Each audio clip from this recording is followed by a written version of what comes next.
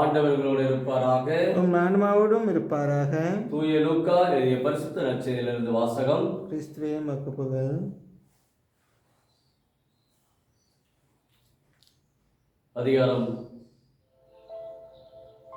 19 இறை வார்த்தைகள் 1-10 முடிய. அக்காலத்தில் இயேசு எரிகோவுக்கு சென்று அந்நகர் வழியே போய்கொண்டிருந்தார்.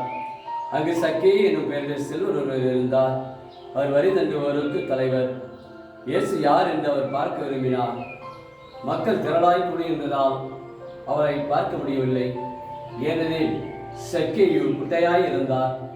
அவர் முன்னே ஓடிப்போய் அவரை பார்ப்பதற்காக ஒரு காட்டு அத்தி மரத்திலே ஏறிக்கொண்டார். இயேசு அவளியே தான் வரவிருந்தார்.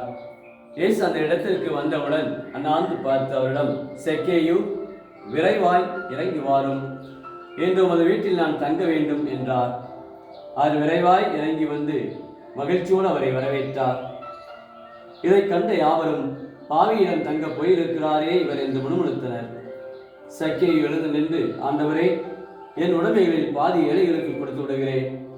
எவர் மீதாவது பொய்க்குற்றம் சுமத்தி எதையாவது கவர்ந்திருந்தால் நான் அதை 4 மடங்காக திரும்பி கொடுத்து விடுகிறேன் என்று அவரிடம் கூறினார். இயேசு அவரை நோக்கி, இன்று இந்த வீட்டிற்கு மீட்பு உண்டாயிற்று. ஏனெனில் இவரும் ஆபிரகாமின் மகனை இறந்து போனதை தேடி மீட்கவே மாண்புமிகு வந்திருக்கிறார் என்று சொன்னார். இது வாழ்வு தரும் கிறிஸ்துவின் நற்செய்தி. கிறிஸ்துவே உமக்கு மகிமை. இயேசுவில் பிரியமான சகோதர சகோதரிகளே, தூய அந்தோனியார் பக்தர்களே, நவம்பர் மாதத்திலே இந்த செவ்வாய்க்கிழமையிலே தூய அந்தோனியாரை, பதுவை அந்தோனியாரை தேடி வந்திருக்கிறோம். இந்த நாளிலே ஆண்டவர் நமக்கு நற்செய்தி வழியாக சக்கேயுடைய அந்த உவமையை நமக்கு கூறுகின்றார். சக்கேயை பாயாய் இருக்கிற அந்த சக்கேயை ஆண்டவர் சந்திக்கின்றார். இங்கே இயேசுடைய மனதும் சக்கேயுடைய மனதும் ஒருவரை சந்திக்கின்றார்கள்.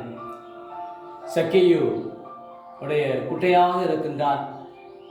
அந்த காட்டு அத்திமரத்தில் ஏறி எப்படியாவது இயேசுவை பார்க்க வேண்டும் என்று தன் உள்ளத்தில் ஒரு ஆசை, சின்ன சின்ன ஆசை, சிறகடிக்க ஆசை, முத்து முத்து ஆசை, முடிஞ்சு வைக்க ஆசை என்று சொல்வது போல சக்கேயுக்கு ஒரு ஆசை, மீட்பரா மெசியாவை எப்படியாவது பார்க்க வேண்டும்.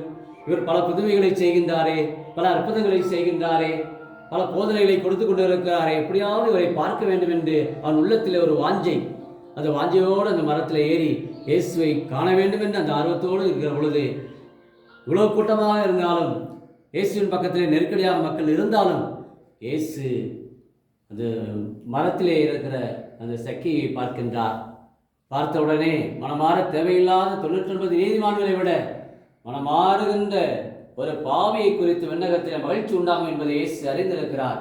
இதோ இந்த சக்கேயு, விரைவாய் நீ இறங்கி வா, உன் வீட்டில் நான் தங்க வேண்டும் என்று சொல்கிறார். பாருங்கள், எப்படிப்பட்ட ஒரு இறை அனுபவம் சக்கேயுக்கு. அவரை பார்க்க வேண்டும் என்று தான் நினைத்தான். ஆனால் இயேசு, உன் வீட்டிலேயே நான் வந்து தங்க வேண்டும் என்று சொல்கின்றார். நவம்பர் மாதத்திலே ஆண்டவருடைய இந்த பிரசனத்தை நாம் வேண்டி இருக்கின்றோம். ஆண்டவர் நம்மோடு இருக்கின்றார். ஒவ்வொரு நாளும் நம்மளை உறவு கொள்கின்றார். சக்கேயு எப்பொழுது அவர் சந்தித்தாரோ, தன் இல்லத்திலே எப்பொழுது அவர் வரவேற்றாரோ, அப்பொழுதே ஆண்டவர் அவனை தொடுகின்றார், அவனுடைய குடும்பத்தை தொடுகின்றார். இன்று இந்த வீட்டிற்கு மீட்பு உண்டாயிற்று என்று சொல்கிறார்.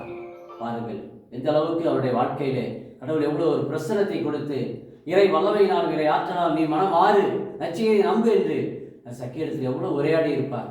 பாருங்கள், அவருடைய வாழ்க்கையிலே 4 மடங்கு நான் திருப்பி கொடுத்து விடுகிறேன் என்று முழு மனதோடு தன் வாழ்விலே ஆண்டவர் இயேசுடைய இந்த இறை அனுபவத்தை, மனமாற்றத்தை பெறுகிறார். இதைத்தான் இன்றைய முதல் வாசகத்திலே திருவெளிப்பாடு இந்த நூலிலிருந்து யோவான் ஆசிரியர் அருமையாக குறிப்பிடுகிறார். கடவுள் எனக்கு வெளிப்பட்டார், உன் செயல்களை நான் அறிவேன் என்று சொல்கிறார். நீ பேரளவில் நான் உயிரோடு இருக்கிறாய், உண்மையில் நீ இறந்து விட்டாய் என்று சொல்கிறார். பாருங்கள், இன்றைக்கு பேரளவிலே கிறிஸ்தவர்களாக வாழக்கூடிய குடும்பங்கள் அநேக பேர் பேரளவிலே.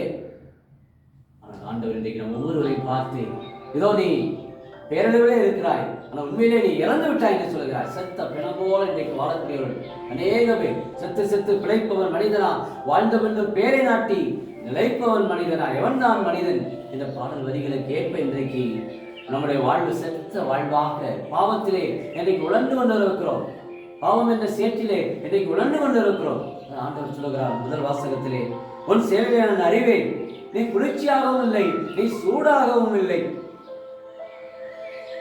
இவ்வாறு நீ குளிர்ச்சியாகவோ சூடாகவும் நாம் வெதுவெதுப்பாக இருக்கிறாய் என்று குறிப்பிடுகிறார். இன்றைக்கு நம்முடைய வாழ்க்கையும் ஏதோ ஒரு வெதுவெதுப்பான மனநிலை, ஏதோ பிறந்தோம் ஏதோ வாழ்கிறோம் என்ற அந்த மனநிலையை செல்லக்கூடிய அநேக பேர், நான் பாவி, கடவுள் என்னை மன்னிப்பாரா, கடவுள் என்னை ஏற்றுக்கொள்வாரா என்று எண்ணக்கூடிய அநேக பேர் தவறு செய்த அந்த உள்ளத்திலே ஆண்டவரை தேடி வருகிற பொழுது நிச்சயம் நமக்கு மாற்றங்கள் உண்டு. இதோ உன்னுடைய கதவரையில் என்று நான் தட்டி கொண்டிருக்கேன் என்று முதல் வாசகத்தில் சொல்லுகின்றார். எப்பொழுது நீ கதவை திறப்பாய் என்று நம்முடைய உள்ள கதவை இன்றைக்கு நாம் திறந்து ஆண்டவரோடு உறவு கொள்ள தயாராக இருக்கிறோமா?